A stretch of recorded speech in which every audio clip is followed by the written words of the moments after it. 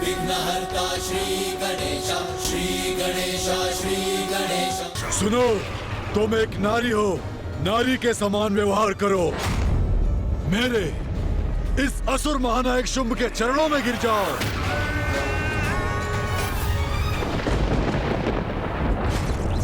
ओम नारायण नमस्ते, ओम नारायण नमस्ते, ओम नारायण नमस्ते, ओम नारायण नमस्ते, ओम नारायण नमस्ते, ओम नारायण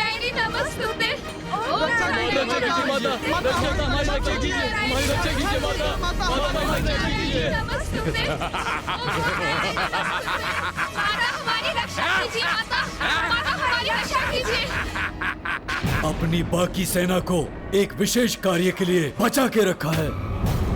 वो देवियां जिन्हें तुमने उस गुफा में छुपा कर रखा है, मुझे उन्हें भी तो बंदी बनाना है।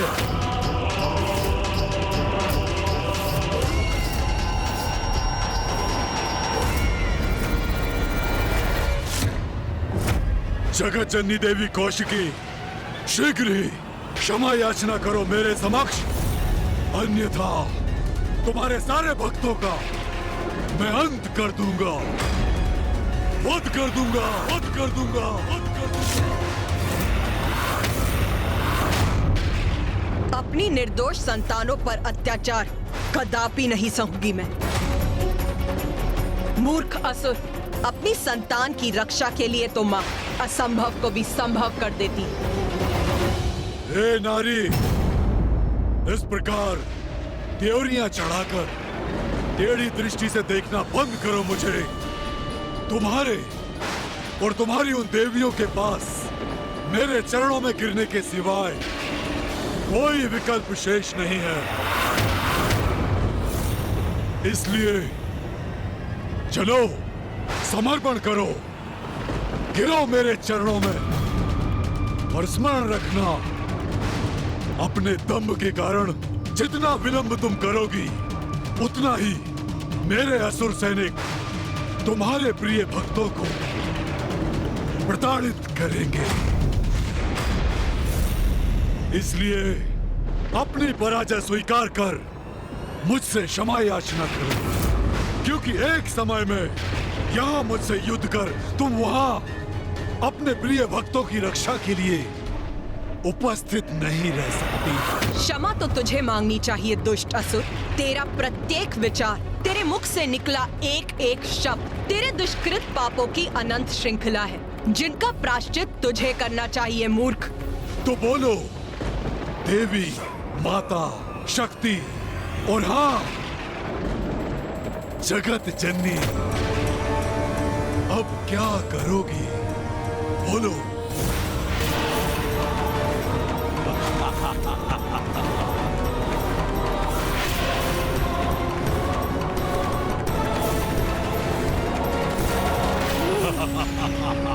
माँ, आपकी इस दुविधा में आपकी सहायता कैसे करूं? यदि मुझे इसका तनिक भी संकेत प्राप्त हो तो मैं अविलंब प्रस्तुत हो जाऊं। माँ, हम आपकी सहायता के लिए यदि अपनी शक्तियों का प्रयोग कर सकते तो अवश्य करते माँ। अब समय आ गया है कि त्रिदेवों और देवताओं के भीतर निहित नारी शक्ति प्रत्यक्ष रूप में प्रकट हो और शुंभ के भीतर छिपी नारी शक्ति भी बाहर आने पर विवश हो जाए, जिससे शुंभ और निशुंभ का वध हो सके और संसार इन दुष्टों के आतंक, दुराचार और अत्याचार से मुक्त हो जाए। नारी शक्ति, अब स्मरण हो आया मुझे। माँ तो मुझे पूर्व में ही सब कुछ स्पष्ट बता चुकी है। तुमने उचित समझा पुत्र गणेश।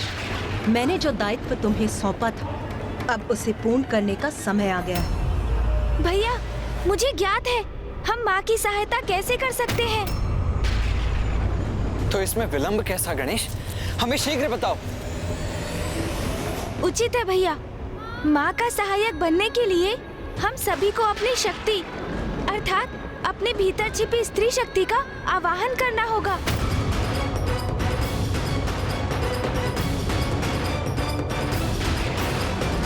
स्त्री शक्ति? ये क्या कह रहे हैं गणेश जी? एक पुरुष के भीतर भला स्त्री शक्ति कैसे हो सकती है? शुंभ निशुंभ का वध करने के लिए ये आवश्यक है। आपको उसका वरदान ज्ञात है ना भैया? उस वरदान को निष्फल करने के लिए हम सभी को अपने भीतर की नारी और उसकी शक्ति को जागृत करना होगा। तभी हम इन असुरों के वध में सहायक बनेंगे। हाँ अनुज, स्मरण हो आया मुझे। माँ ने कहा था कि समय आने पर देवों द्वारा आवाहन की गई उनकी भीतर की स्त्री शक्ति ही इस युद्ध में प्रमुख भूमिका निभाएगी। किंतु हम देव तो अपने पुरुष रूप में ही असुरों का संहार करने में सक्षम हैं। फिर हमें नारी रूप धारण करने की क्या आवश्यकता है? क्योंकि शुंभ निशुंभ के साथ ये महायुद्ध इसलिए हुआ है कि वो नारी को पुरुष से निम्न मानकर उसका अपमान करते हैं। हम यदि पुरुष रूप में माँ के सहायक बने तो शुंभ निशुंभ का ये विश्वास प्रमाणित होगा कि नारी शक्तिहीन है, अबला है, जो सर्वथा अनुचित है। माँ तो स्वयं जगत जननी है, उन्हें हमारी सहायता की आवश्यकता नहीं। शुंभ ने उनके भक्तों को संकट में डाला है, जिसका परिणाम तो वो अवश्य भुगतेगा। किंतु यदि हमें इस युद्ध में भाग लेना है तो अपनी नारी शक्ति को उजागर कर ही लेना होगा। वही शुंभ के द्वारा नारी के अपमान का उचित उत्तर होगा। किंतु हम अपने भीतर की स्त्री शक्ति को जागृत कैसे करें? अपने नेत्र बंद कर सच्चे हृदय से अपने भीतर की शक्ति से प्रार्थना कीजिए, तो वो आपको अवश्य सुनेंगी भैया, और आपकी इच्छा अनुसार प्रकट भी होंगी। मैं एक श्रेष्ठ पुरुष हूँ और मैं अपने भीतर की स्त्री शक्ति को जागृत करूँ? नहीं, ये मुझसे नहीं होगा, कदापि नहीं। माँ, हम आपकी सहायता के लिए प्रस्तुत हैं। तुम्हारा समय समाप्त हुआ। तुम अपना चुनाव कर चुकी हो, गवा चुकी हो अपना अवसर। इसका दंड मैं तुम्हें अवश्य दूंगा। अब तुम्हारे होते हुए भी मैं करूंगा तुम्हारे भक्तों का अंत, और तुम मुझे रोकने के लिए कुछ भी नहीं कर पाओगी मायावनी, क्योंकि तुम्हारी जैसी अबला नारी में मुझ जैसे शक्तिशाली और सामर्थ्यवान पुरुष से युद्ध करने का तो सामर्थ्य ही नहीं हो सकता, जिसे स्वयं ब्रह्मदेव का वरदान प्राप्त हो। बस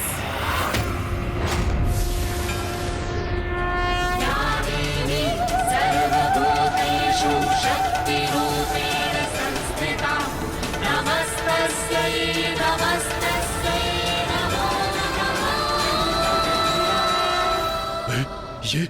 ये देवी इतनी विशालकाय कैसे हो गई? मूर्ख असुर, तुम कौन होते हो मुझे अवसर देने वाले?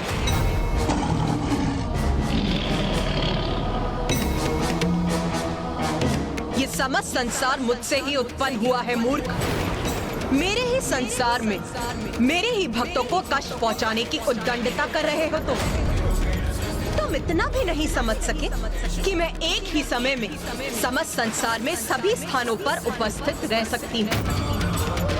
अज्ञानी असुर, मेरी इस असीमित शक्ति को अभी भी नहीं समझ सके हो तुम।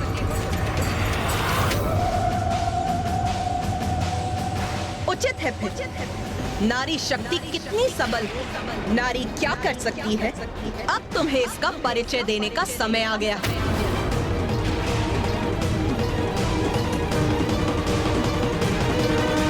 आप सब शक्ति का आवाहन कीजिए, अपने भीतर छिपी मेरी शक्ति को पुकारिए और उसे बाहर आने दीजिए देवगण।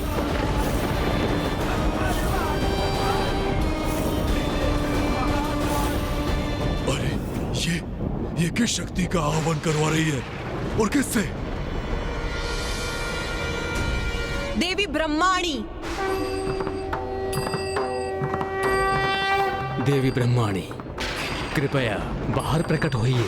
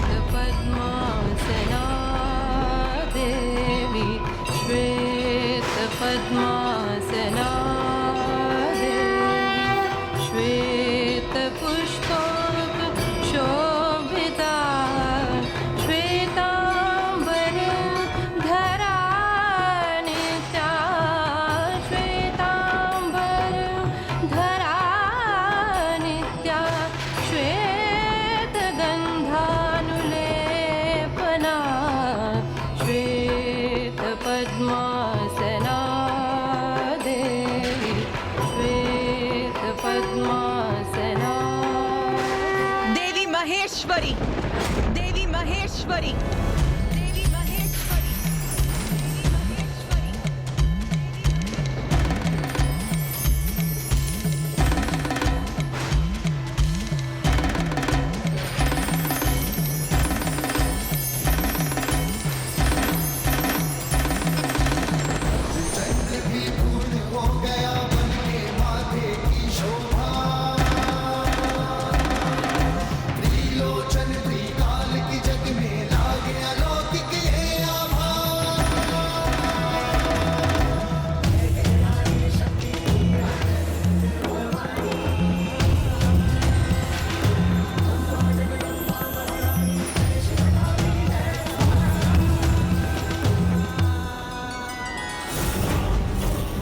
अरे ये तो विकराल प्रतीत होती देवियां प्रकट होती जा रही हैं।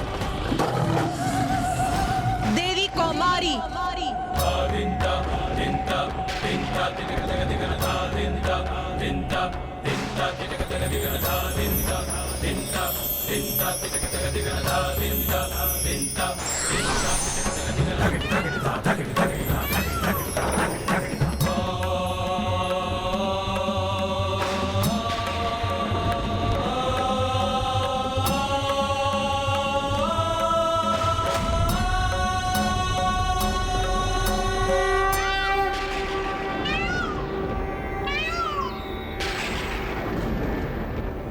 पुत्र कार्तिकेय, देवी कौमारी तुम्हारी आंतरिक शक्ति की प्रत्यक्ष रूप है।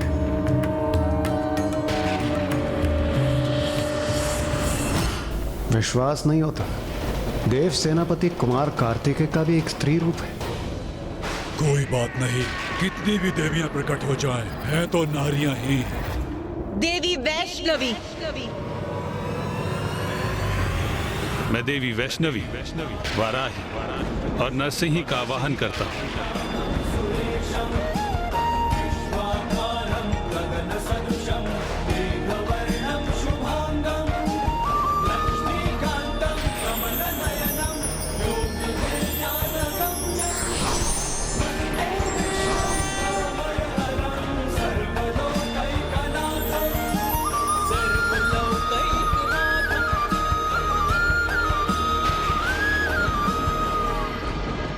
देवी वाराही,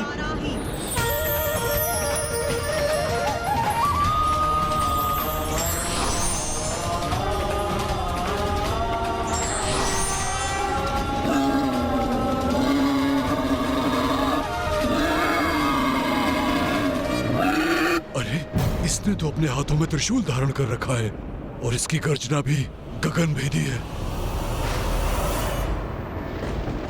नरसिंही,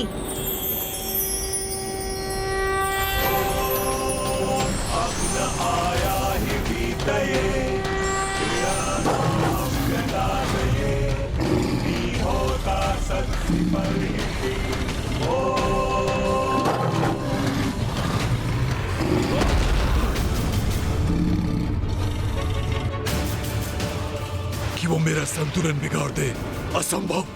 अवश्य इस देवी की माया है ये। देवी वैष्णवी, वाराही और नरसिंही तीनों मेरी शक्तियां हैं।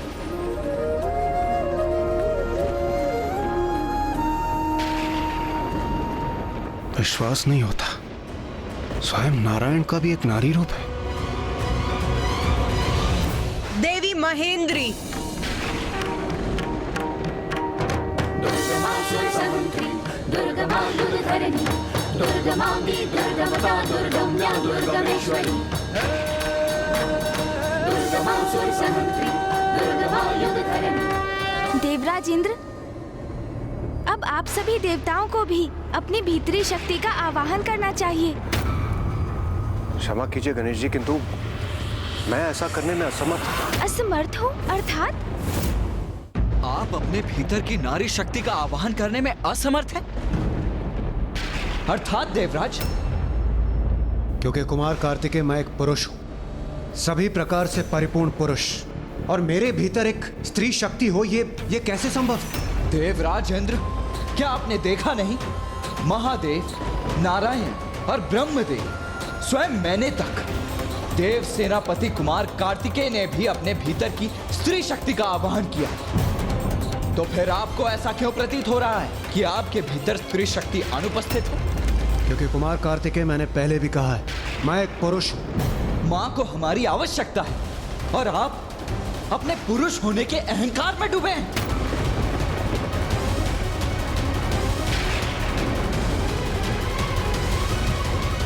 भैया, ये क्रोधित होने का समय नहीं है। देवराज इंद्र को मैं समझाता हूँ। ये आप क्या कह रहे हैं प्रथम पूज्य गणेश जी? मैं शक्तिशाली हूँ, पराक्रमी हूँ और ऊर्जा से परिपूर्ण भी हूँ। तब तो आपको ये समझना अति आवश्यक है देवराज इंद्र कि शक्ति तो नारी तत्व का ही रूप है। समस्त ब्रह्मांड में जो भी ऊर्जा व्याप्त है वो शक्ति ही तो है। समस्त जीवों के प्रत्येक स्पंदन में है वो। फिर वो जीव एक नन्ही सी चींटी हो अथवा स्वयं महादेव। शक्ति अर्थात स्त्री और स्त्री अर्थात शक्ति, और वही शक्ति माँ आदि शक्ति, माता जगत जननी ही तो है। उन्हीं से हम सभी का अस्तित्व है। आपका आत्मविश्वास, आपका स्वयं पर, अपने पुरुषार्थ पर अहंकार शक्ति से है। आपकी बुद्धिमत्ता शक्ति से है। आप स्वयं शक्ति पर आधारित हैं। और ये शक्ति माता जगत जननी ने आपको भिक्षा रूप में प्रदान की है। इस पर आपका कोई स्वतंत्र अधिकार नहीं देवराज इंद्र।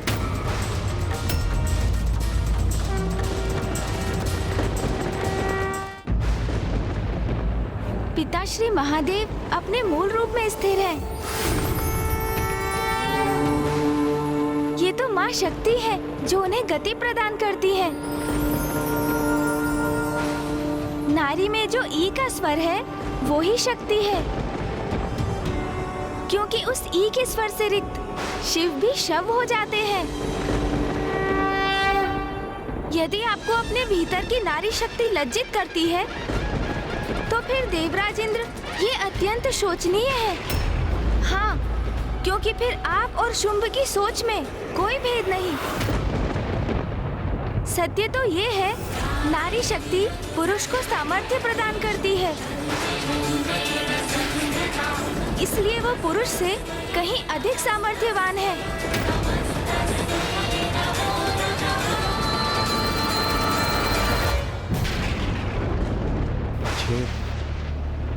ये मैं कैसी भूल करने जा रहा था। अपने मिथ्य विश्वास के कारण मैं नारियों का अपमान कर रहा था। प्रथम पूज्य गणेश जी, मैं अभी अपनी नारी शक्ति का आवाहन कर अपनी भूल को सुधारता हूँ।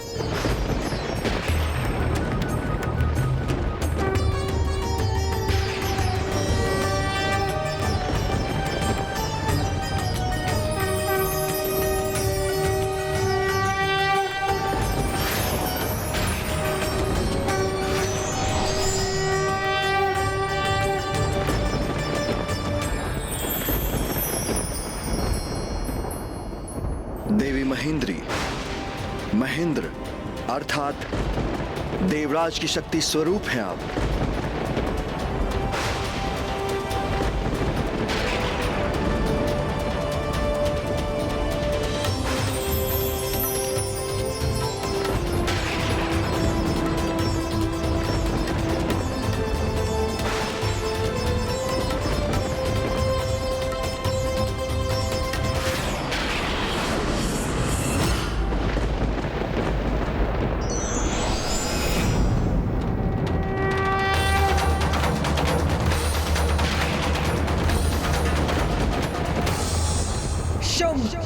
ये है मेरी सब मातृकाएं। इन सभी रूपों में मैं ही हूँ। और अब मेरी यही शक्तियाँ प्रत्येक लोक में जाकर असुरों का संहार करेंगी, मेरे भक्तों की रक्षा करेंगी। मेरे इन सभी रूपों के प्रकट होने से संसार सुरक्षित है।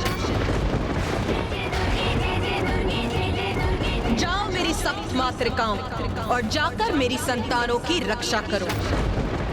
जो आज्ञा माता।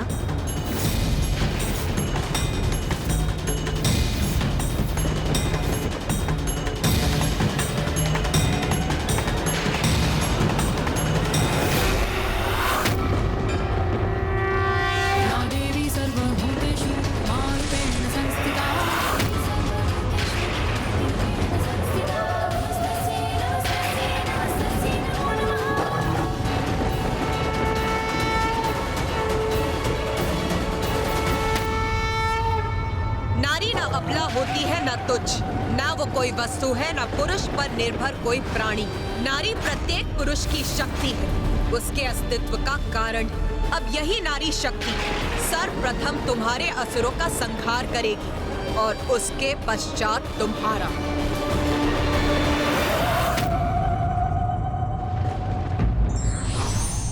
अभिमान और अहंकार के कारण व्यक्ति जिसे दुर्बल समझता है, वो दुर्बल भी व्यक्ति का अहंकार नष्ट कर सकता है।